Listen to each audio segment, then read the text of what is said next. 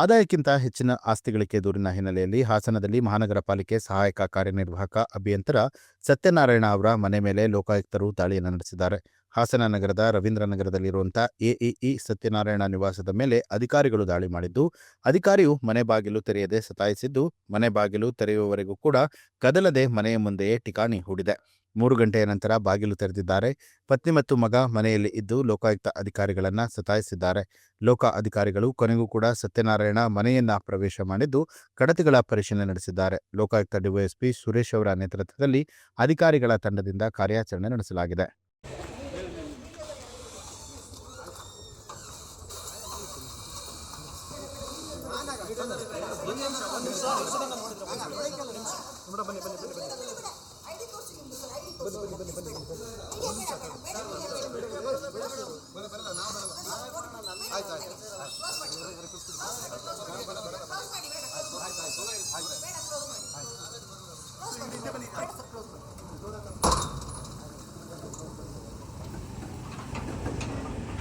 Shantanna